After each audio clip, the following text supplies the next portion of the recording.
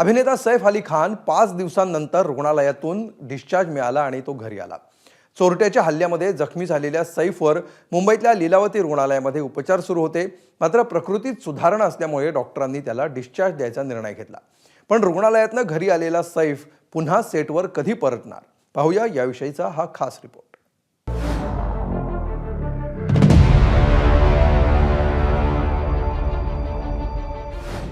जीवघेणा हल्ला, हल्ल्यादरम्यान झालेले 6 वार, 2 गंभीर शस्त्रक्रिया, रुग्णालयात 5 दिवस उपचार।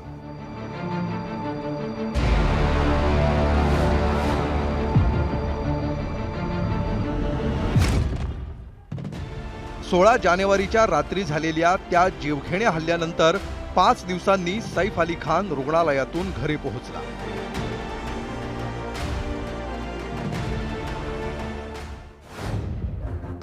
सैफ सुखरूप घरी परतला, तर दुसरीकडे त्याच्यावर हल्ला करणाऱ्या बांगलादेशी हल्लेखोराबाबत एक मोठी अपडेट समोर आली।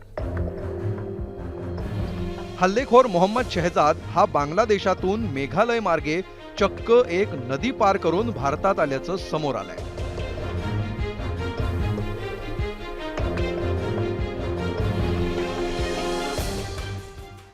सैफवर हल्ला करणारा आरोपी शहजाद याआधी भारतामध्ये आला होता, पण यावेळी काहीतरी मोठा हात मारून पुन्हा बांगलादेशला पळण्याचा त्याचा प्लॅन होता। महत्त्वाचं म्हणजे 6 महिन्यापूर्वी तो भारतात मेघालय मार्गे आला होता।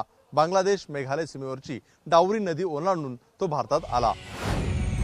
सैफच्या घरात चोरीच्या उद्देशानं शिरलेला आरोपी शहजाद पकडला गेला। सैफनं पोलिसांच्या ताब्यात देणार असं सांगताच त्यानं सैफवर हल्ला केल्याचं तपासात समोर आलंय।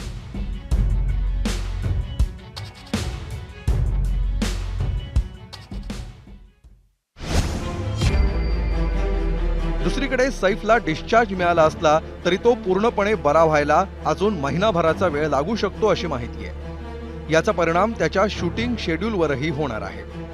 सैफकडे सध्या 7 चित्रपट आहेत, पण आता या चित्रपटांच्या शूटिंगमध्ये व्यत्यय येऊ शकतो। याचं कारण या हल्ल्यानंतर डॉक्टरांनी सैफला दिलेला विश्रांतीचा सल्ला। त्यामुळे आता पूर्णपणे बरा होऊन सैफ सेटवरती कधी परततो हे पाहणं महत्त्वाचं ठरेल। अजय माने, सूरज सावंत, राजू सोनवणे, एबीपी माझा, मुंबई।